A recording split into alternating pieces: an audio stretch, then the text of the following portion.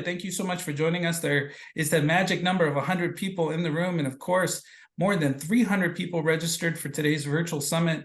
Thank you all so very much for joining us. My name is Emiliano Diaz. I am the Men's Engagement Specialist here at TAASA.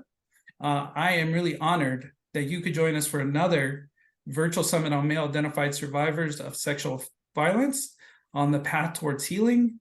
We are very happy to be able to host this event again this year.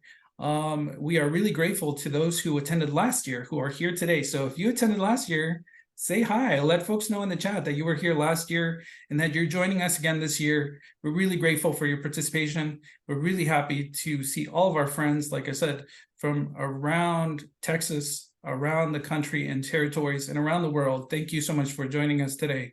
We're happy that you could be with us. Before we get started, I definitely want to encourage folks to take care of themselves, whatever that means for you. Just keep that in mind that we are going to be talking about male survivors of sexual violence. So if you are a survivor yourself or a male-identified survivor, just keep that in mind that there may be times where you may have an emotional reaction to what is being shared. And we want to encourage you to take care of yourself. At any time, at any point during the virtual summit, if you need any emotional support, we will have an advocate on call and available. Tanya is with us today, and she is our on-call advocate. So if you need any support, Tanya will introduce herself, provide you with guidance of how to access that support during the virtual summit. So at any point, if you need to talk to somebody, Tanya will be available. And so you can contact her directly if you need any support during today's virtual summit. So we definitely want to encourage you to take care of yourself. If that means walking away, taking a break, whatever you need to do for yourself, we want to encourage you to do that. Your well-being is priority today, as well as if you just can't attend the rest of the summit, that's okay. Like I said, there will be a recording available, and we will make that available to you to watch on your own time. So definitely take care of yourself today. Before we get started here, I want to introduce our CEO, Rose Luna. Rose, we're so happy that you could be with us this morning and lend some opening remarks for today's virtual summit. Thank you again for joining us last year and for sharing some welcoming remarks. And I'm looking forward to your welcoming remarks this year. Thank you, Emiliano. Gosh, I feel like I got to come up with something good there, but no, thank you, Emiliano. Congratulations to you and the prevention team at TAASA. You know, this is a topic, Emiliano, I know that you have been working on for a very, very long time. And I have to say, and I think I remember last year when I made the remarks, I had said, we have not come far enough when it comes to male-identified survivors. We've been talking about it, but we have a long way to go. And just very grateful, Emiliano, for you to continue to push not only TAASA, but the state of Texas. And also, as we see folks from all over the country on this discussion, it is I think the demand just speaks for itself. And so I'm very proud of you all for providing this platform, for that to occur, and to have folks like Marcus Reese. I can't wait for y'all to hear Marcus Reese. Those of us in Texas know him, love him. And for those of you that are not from Texas, you have, I cannot wait for you to, I'm excited about him being one of our presenters. We've got Michael Quinn, another amazing presenter. I know there's Kenton, I forgot Kenton's last name, but just congratulations on the lineup, Emiliano, that you have. But welcome everybody thank you so much for spending we know that you all are pulled in various different directions. We also are cognizant that it is Friday. I, for one, I'm coming to you from South Padre Island. There's a beautiful beach like right out there, although I'm working. So I know that there's a lot of demands on your time. So just very thankful that you all selected this space, this important topic, to be able to provide some air to, because we need to do that. I know that it is not an easy topic when we talk about male-identified survivors of sexual assault. Reporting rates for those are very, very low. When we think about even male-identified child victims of sexual assault, even lower. So sexual assault as a whole, reporting rates are low, or disclosure rates, I should say, I don't mean to say that you have to report. What I meant to say is disclosure rates. Disclosure rates are very low as a whole when it comes to sexual assault. But I know that with mal-identified folks, it is even lower. And then if you start to dig deep and look at the nuances of child sexual assault, it is low as well. So I am just very thankful that TAASA is providing this space. I am so thankful to each and every one of you for registering, taking the time to register and to be here. I know that there's a lot of nuances to this topic. If you all have any other ideas on what we can do, we are committed to highlighting this and helping folks figure out how we can make this a part of our programming. I know that whenever I have a programming like at the local level, if you're a rape crisis center or if you have a counseling center, whatever it is, I think we need more resources for mal-identified survivors of sexual assault. We need more resources for the trans community. We need more resources for LGBTQ. We need more resources for these communities. And we would like to be a part of that brainstorming solution on how we make that happen. How do we get funding for that in today's political climate? All those things. We're there, right there with you. And we are absolutely committed to continuing and furthering this discussion. So again, thank you. Welcome to my fellow Texans. I see there's a lot of folks from all over the state of Texas. I also am so just completely floored by the amount of folks that are from across the country. We thank you. Welcome to our virtual Texas space. And we thank you for selecting us to have this conversation about this very important topic. So with that being said, I mean, I think I am done. Good luck. Congratulations, Emiliano. Congratulations. And thank you to you all who are on this call, on this virtual space. And you all know that if you need anything from anybody at TAASA to contact us, if you need anything from me, please contact me. I will put my information into the chat. I am always up for ideas, discussion points. I think that's what keeps it going. So I'd love to hear from you, especially on this topic. We'd love to work together to further this, to make this advance and make sure that we have more resources for mal-identified survivors of sexual violence. So thank you all so much. And thank you, Emiliano. Oh, thank you, Melanie, for putting my information there. Good luck. Thank you, Rose, so much for the warm welcome and for being a part of this just amazing gathering of advocates for survivors, law enforcement, SANE nurses, just regular everyday neighbors, right? Clergy members. There's so many different folks who are attending today's virtual summit. We're really grateful that all of you could be with us today. And want to just remind folks that the captions, the captions are available. Closed captioning is available if you need that. So I definitely encourage you to access that if you need that at any time during today's virtual summit. Unfortunately, we're not able to provide any additional accessibility services, so we apologize for that, and we hope to do better in the future, but we want to ensure that you have access to that. So at any time, feel free to turn on those captions. Thank you again, Rose, for joining us. I'm going to invite my friend, I am going to invite my friend Marcus to the stage, to the virtual stage here. And yeah, we'll say goodbye to Rose. Thank you so much, Rose. Good morning, Marcus. Good morning. How are you?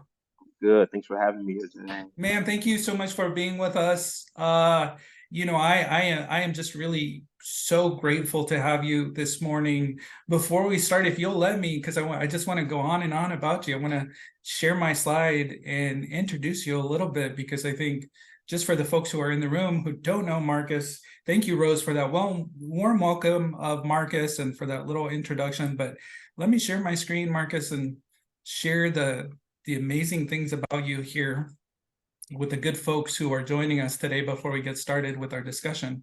Yeah, let's do this. Look at this beautiful slide with this beautiful headshot of Marcus. Right. So Marcus is just an amazing friend, a colleague. He is a fellow member of the Male Survivor Working Group, and I'm really honored that you could join us today, Marcus. Let me tell folks a little bit about you. As a survivor of childhood sexual abuse, For more than a decade, Marcus has been sharing his story to prevent similar fate of other vulnerable populations and to be a light for other survivors. He is. For those that know Marcus in the room, please show him some love. Use that heart emoji if you know Marcus, but please show Marcus some love during our conversation today. When he isn't speaking and spreading awareness, he serves as a member of the Male Survivor Working Group for the governor's office, which I'm very honored to be a part with him. Thank you so much, Marcus, for your service on that working group. I'm really honored to just be a member to represent TAASA on that working group with you. And and in 2023, he co-founded the Break the Silence Project, which we'll drop a link in the chat so you can learn more about his organization. So definitely look for that. More importantly, please support the work of Break the Silence. Send them a donation, reach out to Marcus through his organization. It is really, he created this organization to raise awareness of sexual abuse of children, provide information on where to get help, and support in and around Taylor, Texas. So off in East Texas, where we have the East Texas Rape Crisis Center. So they're doing phenomenal work. Shout out to the folks there in Taylor, Texas. So, and he's also the recipient of the 2023 Champion for Social Change Award. Marcus, I was really honored to present this award to you, but you weren't able to join us in person. There in Denton, Texas, but it was really an honor to present the award and accept it in your absence. And so congratulations on being the 2023 Champion for Social Change Award. What's unique, Marcus, is that I received that same award myself many years before I came to TAASA. So we're in the same club. So congratulations. And again, thank you so much for joining us today. And like I said, at any time, please drop comments, say hi to Marcus, show him some love with some emojis. At some point today, during our discussion, I'll have an opportunity to ask Marcus questions. So we'll be taking those in the chat room. So use all those functions. We definitely encourage you to engage with us as much as possible. And again, at any time, if you need any support, please let our staff know, including emotional support. Again, you have access to an advocate during today's virtual summit, especially since we are going to be having a conversation about Marcus's own experience of childhood sexual abuse. So we want to make sure that you take care of yourself and that if you need support is available to you. So please let Tanya know if you need to talk at any time during today's summit. Please take care of yourself. All right, Marcus. Is there anything that wasn't included in your amazing bio that you want to share with the good folks who are here today? You guys did a beautiful job. I'm just grateful to be here. By profession, I'm a tennis player, a professional tennis player and coach. I'm a father to a beautiful, beautiful little girl. But most importantly, I really identify as a survivor. And when I wake up, I put that cap on. And so I'm really excited to be here today. And what you guys have put together is going to be really engaging and I think powerful. So I appreciate you having me on this space today. Yeah, thank you so much for joining us, Marcus. Thank you for sharing your story. So with that identity in mind, right, like many folks in the room, they also may identify as male survivors. The reality is that we all know and love, we work with, we worship with, we go to school with a male survivor, whether they've disclosed that to us or not. The reality is that all of us know a male survivor.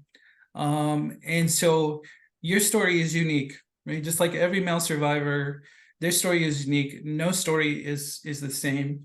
And so what do you want our audience to know about your own story of healing, right? Because of course, the theme of today's summit is about being on that path towards healing. And you've done a tremendous amount of healing work from sexual abuse. So tell us a little bit about your story. So, this topic of healing is it's dear to my heart because it's a lifestyle that in order for me to keep furthering my advocacy work, just me as a father, as a person, I have to continue to heal. And so I would share why I need to heal in the first place. And I'll give everyone a little bit of context. When I was 5 years old, my childhood seemed to be extremely normal. And I think every child at 4 or 5, normal is whatever it is to a 5 or 6 year old. There's no comparison to anyone else. But at that age of 5 is when my birth mother began to groom and then eventually molest me. And because there was no education, there was no prevention education, there was no conversation about boundaries, about safe touch. This continued until I was 11. And at that time, it transitioned from molestation into rape. And then the rape continued until I was 16. And so my journey is to heal from a few things. One, it's the actual sexual abuse of being a child as a male survivor. But then you also grieve your innocence. These are things you have to heal from. And so my journey I was set forth on started at the age of 5. And just like the theme of today's conference, that path is pretty windy, right? It can be really long. There are many. We appreciate, again, for folks in the room who are survivors and who are male identified survivors who are attending today's virtual summit that share that in the chat. Thank you for your courage, right? Because I think, Marcus, I don't know if you saw that, but we want you to know that you're not alone, right? That there are other male identified survivors here with you that have that lived experience, that it's sort of on that winding path and that you've been on since you were 5 years old. And that's true for many male survivors, right? They may not disclose, I think, to Rose's point earlier, they may not disclose until much later in life. When did you disclose that abuse? Like who did you tell? When did you finally disclose it? So there was a few times where I had the courage enough. And the very first time that I went to my great aunt and I said, "Can I talk to you about something?" Because she had been a person who had created space for us to talk about anything. And so I had built that courage up and I said, wow, if I can tell anyone, it's going to be my great aunt. And so we sat down, we had this conversation, and I explained who was doing it to me, how long it happened. And I just knew that there was going to be validation and she was going to say, I'm going to help you. And instead, she told me, don't tell anyone. She didn't say she didn't believe me. She said, we don't talk about it. And at that point, I was in my 20s. The abuse had stopped. There was no criminal case at that time. The next time that I was able to disclose was actually when another survivor reached out to me. And I was going through a very, very difficult time. And I just posted on social media that I'm really struggling with something. And many people don't know this from the people who are even on this call, but this person called me and she said, can I ask you a question? What are you struggling with? And I said, well, something happened in my childhood and it was apparent. And I'm just, the quality of my life is that I don't want to live. And this person, March 2016, told me, well, I have something to tell you, Marcus. And I said, well, what is it? What could it be? And she said, when I was a little girl, your mother raped me. And I sat in my backyard and I thought to myself, no, wait a minute. I'm the only person this has happened to. because as most abusers do, they do a really good job of making the abuse specific. You feel like it's just you. There's something wrong with you. And the very next day, I ended up explaining to her that that happened to me as well. And then we together had the courage to go down to law enforcement back at home in Taylor, Texas, and make a police report. And Emiliano, what was so powerful to me is that was going to be the second adult that I spoke to who just happened to be law enforcement.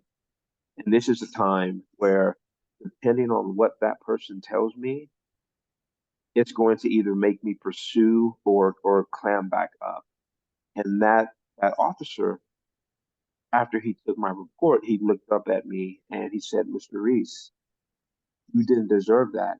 And I'm so, so sorry that happened to you." Had he not had that compassion, had he not looked through me as just as a male, as an adult, as a man, he looked through as a survivor. And that was a real pivotal point for me to continue on my path. Yeah, I appreciate you sharing that, Marcus. I think it's important for everyone in the room to hear, for the folks who are watching this recording later, that you could be that person, right, for a male survivor. And how important it is to have that person, how much of an impact, just based on your experience, can have on your willingness to get on that path towards healing. So thank you for sharing that, Marcus. I think for many in the room who have worked with victim service organizations, law enforcement, or sexual assault nurse examiners, etc., clinicians, therapists, etc. I'm sure folks have had that experience of being the person that a boy or a man has disclosed for the first time. And I think it's an important story to share, right? Because I think it really transitions really well into the next part of our conversation about what kind of support services for male identified survivors is still lacking or missing. So when you sort of the reason that we're all here today is because we want to learn, we want to listen, we want to do better by the boys and men in our lives, right? Those who have been impacted by sexual violence and sexual abuse. If we're service providers, we want to do better. That's why we're here today, right? Learning together, right? But there are definitely things that we hear, to Rose's point earlier, that we here at TAASA can do better, and that the folks in this room can do better, right? So what are some of those things that you feel like are still lacking or missing?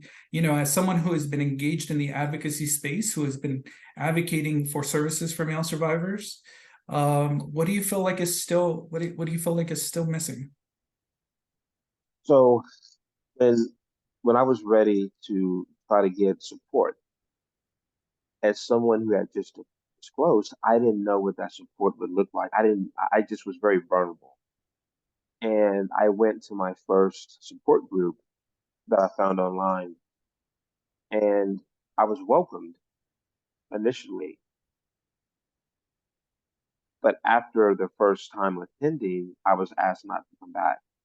And I promised, well, why did I do something wrong? And the facilitator said no, but it was mostly women. It was all women in the space, and then I was the only male survivor. And my presence and the subject matter was triggering. I had to 100% respect. I understood that, but by me not being able to attend, it left a void. And when I decided to actually pursue charges against my abuser, I had really no space to go to where I felt supported. And as a male survivor, I feel the most supported in two spaces: when I'm with any type of survivor of sexual abuse, but more importantly, when I'm around other males. You're able to to even non-verbally just understand things and just being in the same space with male survivors. And so that would be one of the biggest, it's one of my biggest motivations that we're trying to implement back in my home is the specific groups. This type of abuse is hard no matter who you are, how you identify. But I do feel that for the male survivor, there's just so many social stigmas, barriers that we have to break through. And for me, I'm still learning and pushing through, but we need support groups strictly for males. We also need to remove this idea of, and I had this issue in my own family and friends, that because I am a husband, a tennis player, a coach, and I'm these things, that it's almost I need to be one or the other. And I'm a survivor first and foremost, and I'm proud to be a survivor. And so it's there's and then there's a masculinity issue to it as well, that if I'm a survivor of this type of abuse, am I now not as masculine, whatever that may mean. And for me, I really push when I talk to a male survivor, which is almost weekly, about the fact that your healing journey is not going to look the same as a male survivor. It's not going to look like mine. It's not going to look like someone else's. And we don't want to compare, as we don't compare lifestyles, we don't compare healing journeys. And so I really push that is to allow space. If you know someone who's a male survivor in your family, in your friend circle, if you can create safe space, non-judgmental space, that they can exist as a male survivor, because that's our biggest struggle. There's not a dedicated space that you can just exist in that moment. We can go to church, we can exist there. We can go to any of these other places, but we need male specific places just to exist. Yes, Marcus. I mean, I think again, hopefully folks are hearing that. Right? This is a good point for you to go back and watch the recording of what you just said. I think it's really important to think about, right? It doesn't have to, I think to your point, it's about creating safety, right? It's not about we don't want folks to feel like, that are attending today's virtual summit, while we do want to continuously improve services. If we can create that safe space, right? Especially with the boys and men in our lives who have been impacted by sexual violence or sexual abuse, how powerful that is, right? Like we all have that power. We may not have the resources, we may not have the staff capacity, we may not have volunteers, we may not be, our services may not be, boys and men may not be accessing the services in the same way that we'd like for them to, but we can create that safe space for the boys and men in our lives, right? With the boys and men that we live with, that we work with, that we go to school with, like we worship with, etc. I think that's really invaluable, right? Just starting in that in that place, I think, is important, right? Because then we get overwhelmed. I know I did as an advocate, because I felt like I was inadequate. I wasn't doing enough. I wasn't present enough for the victims and survivors that I was working with. I'm sure many of you in this room have felt that way, right? Are feeling that way right now. Maybe that's why you came to today's virtual summit, because you feel like I'm inadequate. I'm not doing enough. I don't know enough about this issue. I've been there, right? Many of us have been there. That's why this space is so valuable and so important. And hearing from male survivors like yourself, Marcus, right? Just listening, right? And paying attention to what you need, and what other male survivors need. And it's going to look different, right? To your point, and not every male survivor's experience is the same. But I think it's really invaluable to understand that each male survivor has really unique needs, and we want to be as responsive as we can. And when we can't, we say that, right? I can't help you with X, Y, and Z. Right? Let's be honest, let's be transparent, but let's be accountable for the services that we can and should provide to male survivors, right? So I appreciate you saying that, Marcus. I think that's a really important thing for folks to hear. So one of the things that I acknowledged earlier on is that there are male survivors in the room, folks who have not disclosed, who haven't shared that, or there are folks who know or love or live with a male survivor. Is there a message of support that you want to share with other male survivors? They may be watching this later on. They may be in the room with us. Is there a message that you want to share with them? Absolutely. So one thing that I live with, and as a male survivor, right, is as I was quiet and I hadn't disclosed, and from 5 up until my 30s, what kept me quiet, specifically as a male, was this idea that there was a time limit on what happened to me and how I should feel about it. That happened 10 years ago. That happened 20 years ago. I should be better. I should be, oh, I'm a dad now. I don't have, that happened. And every male survivor, and I mean every single one that I speak with, has the same barrier of, but it happened so long ago that it, and they haven't tapped into it. So what I want male survivors to know, and I want it to really stick, is there's no time limit on healing. There's no time limit. You could have been 5, 12, 20, 40. There is no time limit on your healing journey. And I have to learn that, and I have to practice. And the practice of it means that if I wake up a certain day and it's present, it's very present, I'm going to allow my body and my mind to do what is needed that day. If I can't go to work that day, it's a personal day. If I need to decommit, I need to decommit. You being a man, a father, and a survivor, they coexist. And there is no time limit on your healing. 0. Yeah. Yes. It's like snaps, hearts. I saw some other folks share hearts. So folks, use your emoji. Let Marcus know, like, in the chat, and please, because he can see that, right? And it's so important to know that you are not alone, Marcus. We are with you, right? Like, there are survivors in the room, and that is so true, right? Now, I think one of the important part of that, right, is that in terms of reporting that abuse, there is a time limit, right? And I think this is the thing that we run against, right? That there's no time limit on healing, but there is a time limit in our states, in our territories, and in our countries where we can report the abuse, right? So I think a lot of male survivors are running into that, especially that are coming forward much later in life and disclosing, or who are going to law enforcement and reporting the abuse, because that evidence no longer exists. Most of the time, there are no witnesses to the abuse. How do we bridge those two things, right? Like, how do we help?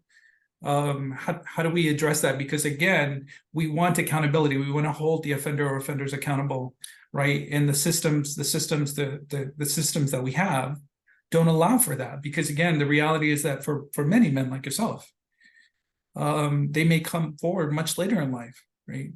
And it's past that point where they can still make a report, but the individual potentially maybe is no longer with us, or has moved on, or there's no way to hold that individual accountable. There's a few parts, and you asked, this may be one of what you just asked. I've never been asked that way. So I commend you on actually getting deep into that question, because there's layers to it. Yeah. And one of the biggest layers to the reporting, male specific, is what messaging do I see as a male, as an African American male in my community, that tells me that this is wrong. I've never seen it. I, I looked for it when I came forward, so in order to have this reporting, like right now, as a father, my 5-year-old, there's stranger danger. There's these things, this heavy messaging about crossing the street, about not being on the right. We have messaging that's so profound that it's universal. When you get into child sexual abuse of any person, but as a child especially, I didn't have messaging. Had I had the messaging or the education or the prevention, and I know we have a lot of those spaces and people here today, I would have, in a heartbeat, because I was a good kid, I was a rule follower. So if you told me I couldn't do it, I wasn't going to do it. The teacher asked me to do this, I was going to do it. If you would have told me this is bad, go tell the police, I would have done that had I known. And so we have to get the messaging, parental coaches, um, teachers. I have a big push in my hometown to work with the teachers because I'll share this with you all, and it sounds pretty incredible um, in today's world, but there was a time when I was in the 2nd grade through the 5th grade where I did miss a day of school. And just so we're clear, 2nd, 3rd, 4th, 5th. So that's 4 years that I didn't miss a single day of school. I was sick. There was fevers, but what waited for me at home was so scary that I made sure to go to school. So I want to take that point and take it to the fact that there were signs when I was at school that the teachers didn't pick up on. I was spending 7 hours at school and very few hours at home when you're in school. So it's the messaging. As far as the reporting part of it, it's tough as a male. And when a male survivor comes to me specifically and says, "Hey, this happened to me. I wish I would have done something." There's a believability, and then there's this idea that when this person would go to law enforcement within that time span where they can be prosecuted, that the biggest caution that they have as a male survivor that I hear is, what is my family going to think about me, and what are they going to think about me? So I want to, if you listen, it's the shame part of it. They're survivors, but because of what was done to them, the shame it's still there. And so I work to disprove that, to fight against that shame. And then the second part of it is something that all survivors unite with, which is a simple question. Will they believe me? Universal survivor language. And so a lot of the times when a male survivor comes to me because they went to the website or they saw something on Facebook that I posted, and they tell me so and so happened to me when I was XYZ, the only thing I say is, I believe you. I start with that. I don't say I'm sorry. I start with, I believe you. And most of the time, it's the first time they've heard it. Yeah, such a simple phrase. I believe you. Right? Such a simple phrase. I'm sure folks are watching, like, understand that, right? Like, so much disbelief of boys and men who have experienced sexual violence, especially at the hands of men, prominent men in their family, leaders in their community, their coaches, their scout leaders, right? All like, how did that happen? Like, I can't believe that. He's such a good guy. He does X, Y, and Z in the community, and he volunteers, and to someone's point in the chat, that sexual violence and sexual abuse, the reality, the majority of abuse is occurring at the hands of people that are known, that we love, that we live with, right?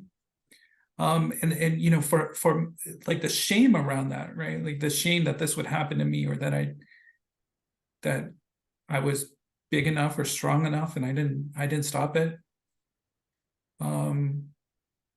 So the shame part, right? The being able just to be believed, right? By whomever you tell, right? Whomever you tell. Remember, and just for everyone in the room, I think for the folks who are here, we are all mandatory reporters. If a child discloses any any type of abuse, even if we suspect or we believe or we have a hunch or we have a, we think that something is happening to that child, right? We need to pay attention to what you were saying earlier in terms of some of those warning signs. And even if we suspect, we don't have any proof, the child hasn't disclosed that to us, we still have an obligation to report that to law enforcement or child protective services. Like that's an important responsibility that all of us share. And when it comes to adults, they get to decide. For adult men like yourself and me, we get to decide whether and how we want to disclose that and to whom, and how we want to proceed with reporting it to law enforcement, or telling our partner, or disclosing that to our children. Like you, I'm a father. And the work that prevention educators, especially shout out to the folks in the room who are prevention educators who are doing outreach and education in the community around these issues, or raising the issue, who are talking about the fact that boys and men can experience sexual violence and sexual abuse. It's really important, right? That maybe for the first time, like you said, that boy or man has heard that, right? That acknowledgement of being seen. Like we talked about that every time we talk about this issue, right? Boys and men come forward and they disclose that abuse to us, whether it's privately on social media or at a conference where we're speaking or we're doing a training. I've had countless men come forward, or countless women identified folks come forward and share that they have a partner, a friend, a family member who has been impacted by sexual violence or sexual abuse. It's happening. And I think your point to just believing, like, that's such a powerful statement. I believe you, right? And sometimes for the first time, they're hearing that, right? Here's somebody that believes me. I don't have to prove anything. I don't have to see anything, right? I don't have to disclose anything. I don't have to provide any proof that the abuse occurred. They just believe me. That's powerful, right? That, I think, really helps men get on that path towards healing, right? That the power of that phrase, I believe you. Yeah, thank you for reminding us of that. I think that's just an important lesson for all of us, regardless of how long we've been doing advocacy work. It's an important reminder for all of us, right? To engage, especially if we're parents or guardians or uncles, aunts, whatever, our grandparents, whatever our role is in our children's lives, right? To have these conversations with our children, right? So that when violence or abuse is occurring, even at the hands of a family member or a friend, a friend, a loved one, that they can still come tell us. We're going to do something we're going to do something. We're going to protect them, to hold that person accountable, right? And that's hard, right? To your point earlier, because that person, for you, right? And for many men, are people that we know and that we love, right? That we depend on, that we count on, for shelter, for food, for everything, right? So just imagine how difficult it is to disclose that your parent was abusing you. So yeah, thank you, Marcus, for sharing that. Anything you wanted to add about that? Yeah, the belief part, I know we push that, and we, as in just people in the space, right? I think we all believe survivors. We stand with survivors, right? But and people may be wondering, right now watching this is, okay, what happened after you reported? And because it's a blank space. Mm. And quickly, what happened in my case, and I was very, very fortunate to live where I live with very good trauma-informed, prosecutors. We ended up going to trial, and I won't go through all the specifics of the trial, but the trial itself was the hardest thing that I ever did, that I ever went through. But there was obviously a time where I was cross-examined. Okay, and I'm being cross-examined by an attorney who is representing the person who brought me into the world, who also is my abuser, right? If we can think about that for a second. And this man is telling me that I was lying. He's telling me that the most unimaginable things that happened to me were false, and I was making this up. And so the belief I had in myself and what happened to me was at an all-time low. Okay. I had the courage to go through trial. I had the courage to push this through. But when I was attacked, it was the man's job, right? But I was attacked. And then when I thought my belief couldn't get any lower, the verdict itself took 3 days. Okay. 3. So here I am now. So, well, that little belief I had, that little sprinkle of belief, it's gone. And this is not going to turn out in my favor. And on the 3rd day, they came back and said, guilty. And the best day of my life, a hard day, as well as this is your mom, not necessarily a mother, but it was still your mom, but the best day of my life. But after the trial and after the sentencing, I was walking to my vehicle, okay? And I just felt on top of the world. I just did this. The little boy in me, the 5-year-old boy in me, it's validated now. We call him little Marcus, okay? He's validated. There's nothing more that I need to do about this but heal now. I can heal. Because for me, I couldn't heal because this was specific to me. Your healing could be making a report. It could be telling your wife. There's no limit. It doesn't have to look any way, right? But you need to challenge yourself. What does healing look like to me? And then take steps. But so as I was walking to my car, a juror waited 2.5 hours to talk to me after this trial. And I said, oh, I can't talk. She goes, no, no, no. I asked you can talk to me. And I said, well, what do you want? Like, what do you need? And she looked at me and she goes, I just wanted you to know that we believe you. She waited in Texas heat in her car to make sure the last thing I heard while leaving the Justice Complex was, I just wanted you to know that we believe you. And that ended my part of my journey. A stranger who heard the evidence, who didn't know me, wanted to make sure, and she did that intentionally. She was intentional. One of the most powerful moments I ever had. It's a powerful story, Marcus. Yeah. I mean, just the power of words, right? It's that simple, folks. It's really that simple. You can, just how much your life, how much healing just comes from that particular moment, Marcus, for you.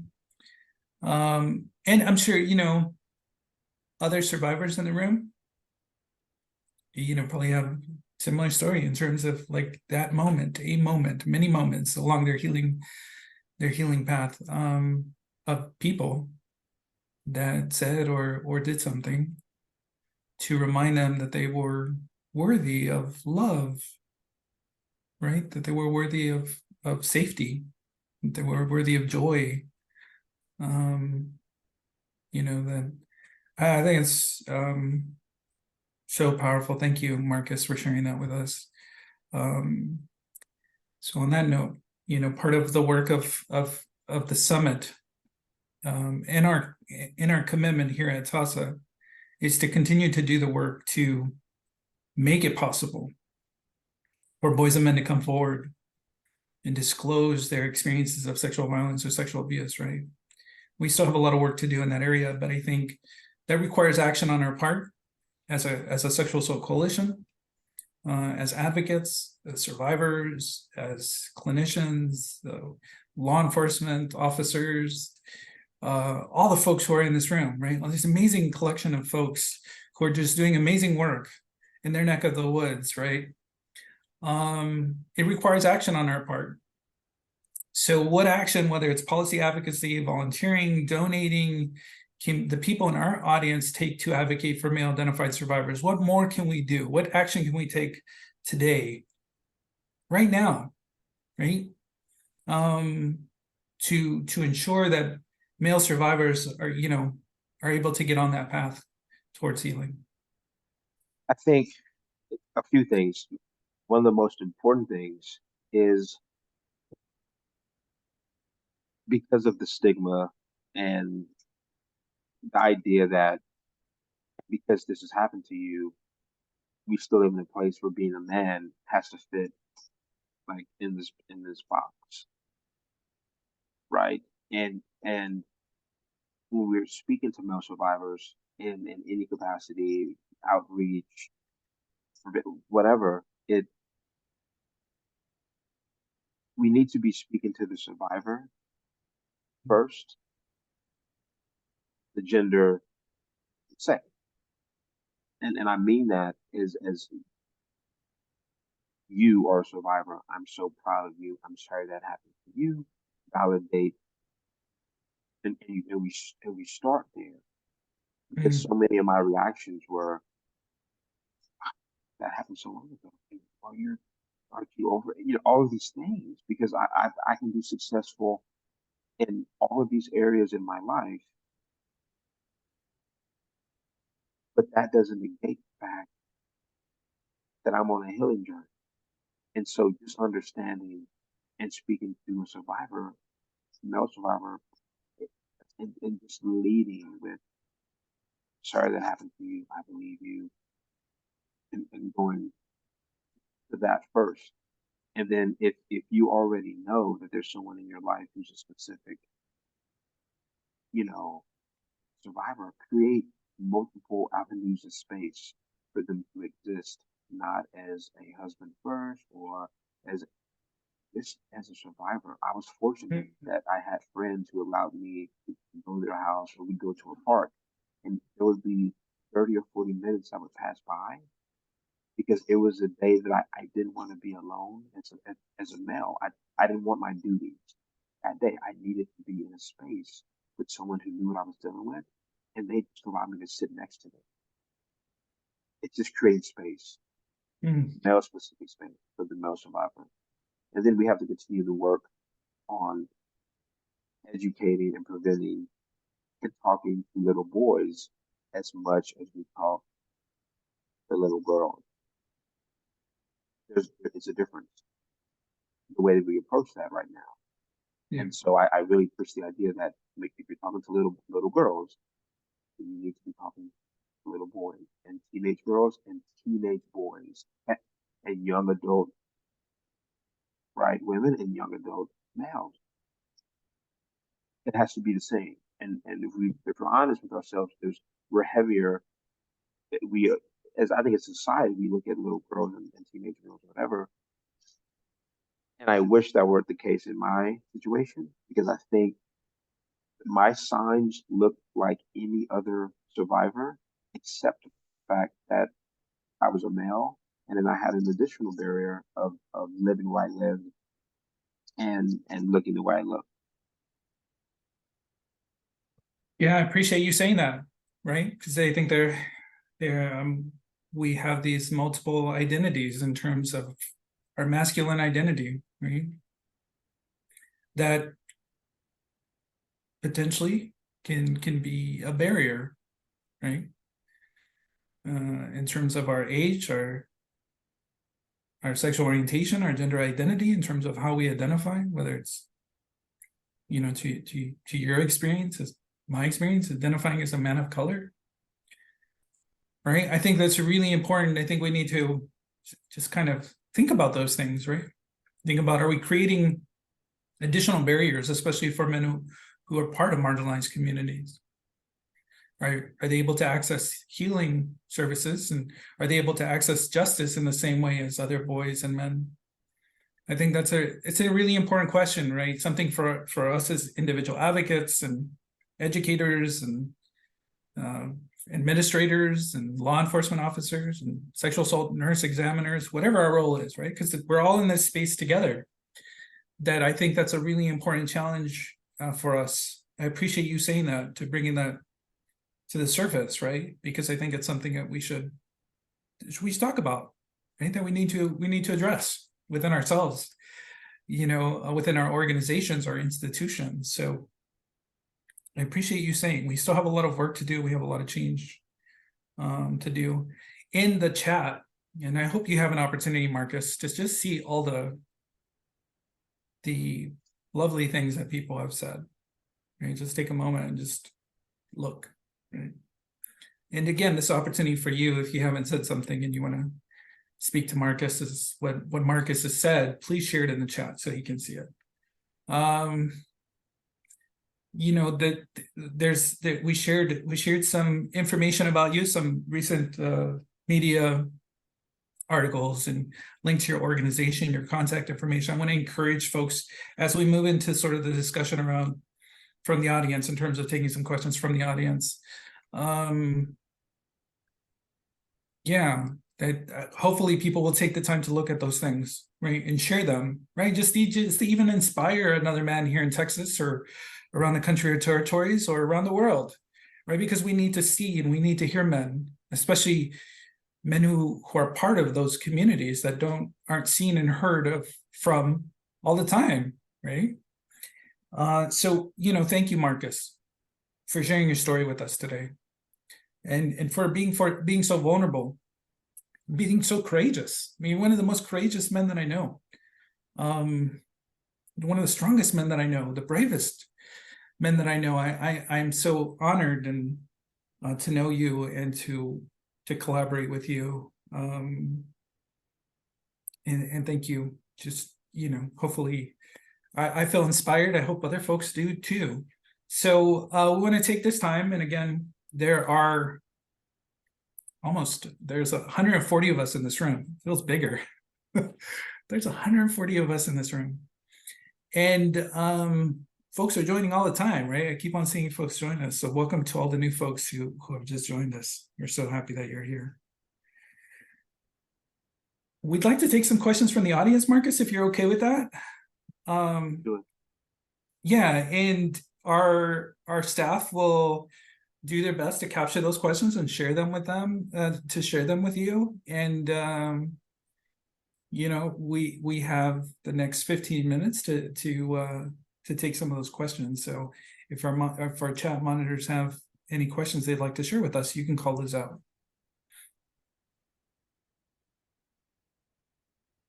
And again, if you have a question for Marcus, definitely drop it in the chat. I wish we could open up all of our audio, but that would be kind of wild. I don't think we could manage that, but Marcus wouldn't be able to hear those questions. So let's drop them in the chat, and Marcus will do his best to respond to them. There's a question in the chat from somebody that said, I wanted to ask if you could be willing to share what was the outcome, the verdict? Absolutely.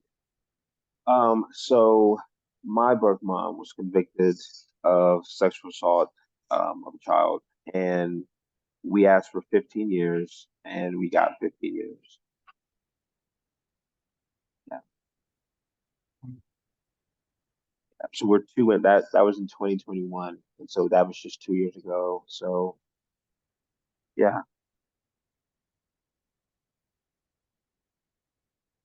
And Marcus, is that sort of a unique experience just for the district attorney's office? Was that like a unique outcome?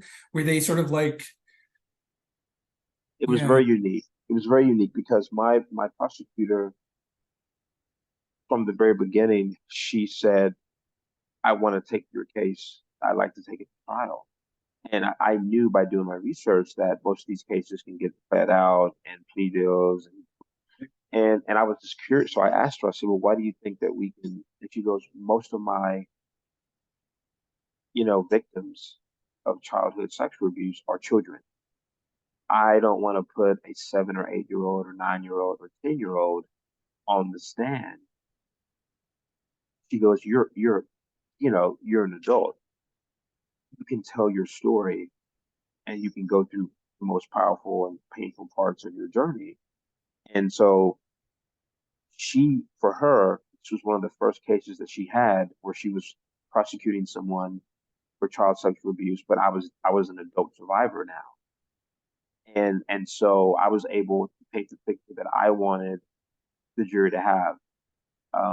And so you get 15 years, the fact that my prosecutor had at that point hadn't prosecuted any mother that had sexually abused her son. So yeah. Thank you, Marcus. There is another question in the chat that says, I'm curious, did the other person that told you they were assaulted by your mom press charges, or did they have to testify as well? Good question. So by the way, if that person doesn't reach out to me, I'm not here today. So I always like to just thank that person. But her statute of limitations, she's older than me, it had expired. But she was able to testify to what happened to her, but she was not able to have charges brought for her specifically. Good question. There's Good a lot of question. questions in the chat that are coming through. So the next question, Marcus, someone asked, have you ever thought about writing a book about your experience as a way to be a guide stone for other victims on the journey to survivorship? Another good question. These are good questions. Yeah. Yes, I'm in the process of writing the book. I'm maybe maybe 2/3 through. I stopped doing I can't wait to read it, Marcus. I stopped doing the trial because the trial had to become multiple chapters like of the book. And then now where I'm at in my life now is another chapter because I didn't know the result of that trial, and it would have shaped the book to be something else. But I spend dedicated time each week to pages to the book. Amazing. Well, your story should be told, it should be heard, it should be read, it should be shared, right? Every male survivor that comes forward, the courage to come forward and to share their story, should be heard, and to your point, believed. Melanie? Yeah, so the next question, Marcus says, how did your family and extended family react to you pressing charges and the outcome of the trial? Listen, how do these questions get better and better? Because I've never been asked some of these questions. So first part of that is my mother has an aunt, my aunt Sheila. She was instrumental in creating my childhood because there was a hatred that my mom had for me from birth, and my aunt was able to testify to that. My aunt is the only person who speaks to me to this day because the way my family was generationally and with my culture, there's a saying: what happens in the house stays in the house. And so I wasn't willing to subscribe to it, and so part of that is my aunt is the only person that speaks to me, and it's okay. Thank you, Marcus, for sharing that. I mean, I think incredible loss, right? Also, I mean, loss of childhood, loss of time, loss of like joy, all of the things, safety, all the things, right? Yeah, thank you for saying that, and know that there's this, I hope you will add this community, everybody in this room, everybody who is watching this recording, this community of support, okay? Folks who believe you and who are with you and who support you and care deeply about you, and other boys and men who are living, with the secret, with the story. So yeah, thank you. Thank you so We have much. a few more. Yes, we Go have a ahead. few more questions. So the next question says, I'd like to ask, if it's okay, what form of healing modalities did you practice throughout your journey? Aside from what you previously shared, as you mentioned that everyone heals differently, especially with the limited support out there for males. Much love. First, was really intense therapy. And by intense, I don't mean let's just share my story. I meant I challenged my therapist to the point where she threatened not to see me anymore because I didn't want to. I knew I needed specific aggressive therapy, and um, that was the hardest. That was the most important part. But the writing, I write a lot. Um, Sometimes it's a memory, sometimes it's part of the book, sometimes it's a poem, sometimes it's and I share a lot on social media, and there's a weight that shifts from me that makes me lighter when I'm able to write.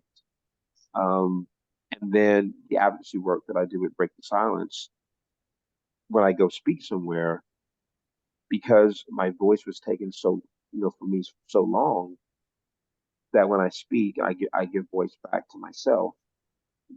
That's one of the most potent healing modalities I have is to give voice back to myself. And what a powerful voice it is, Marcus. I mean, we're really grateful that you get to share it. And we're able to provide this platform for you to share your story and for people to hear it. Yeah. I think we have a couple more minutes, Melanie, if we have a couple other questions. Yes, we do. We have a couple more questions. So next question says, what is your main advice for female clinicians supporting male survivors of sexual assault when it does come down to gender differences in healing? I feel like I only know how to connect with them on a survivor level, but I know it's just as important to address the gender levels of it as well. I support male survivors that are currently incarcerated. They are primarily men of color, just for context. I think, and I don't want this to sound generic because I mean it to be sincere. I think instead of, and I'm not saying that your approach is this way, but for male specific and of color, being asked what someone needs in the present, like what getting to the mindset of that in that day, that hour, that time, versus what may be off script from what we're trying to say, right? And asking how can I help you today, or what is the biggest hurdle right now, Mm. like right now, and that's going off script, and that is getting specific to the need of that male survivor on that Tuesday at 9 a.m. that day, instead of a blanketed approach. That would be what I would have wanted. That's what I want for other male survivors. Yeah, thank you for saying that. I think, Marcus, I couldn't think of a better way to, and there's so many other questions and comments in the chat. I hope you have an opportunity. And if you are, I'll let you decide how you want to respond. I definitely encourage folks to reach out to Marcus. He shared his contact information, but Marcus, you're welcome to stay. I think one of the things you said earlier in terms of writing, right? The power of writing. Our friend and fellow male survivor, Michael Gwynn, is going to be doing a workshop next about writing and about the power of writing and how we can help male survivors facilitate the healing, right? Their disclosing of their story, the sharing in public spaces, right? On social media, their stories, right? In a trauma-informed way. Right, how we can help facilitate that. So I hope you will stick around and join us for that if you can. But Marcus may not be able to respond to all the questions or comments in the chat, but I hope you have an opportunity to look at them, Marcus. And definitely want to encourage if our staff could drop Marcus's contact information again in the chat, that'd be phenomenal. So if folks want to reach out to Marcus, how can they reach out to you? How can they support you? What do you need right now? at your organization? Well, so first, I love these questions, and because they're coming from a place of they're coming from a place of I want to do better type questions, right? So they can send the email. I think you guys have my email, and I'm really good about getting back to email. It may take me a few days, and my most active work is probably on the website. It's the breakthesilencemovement.org.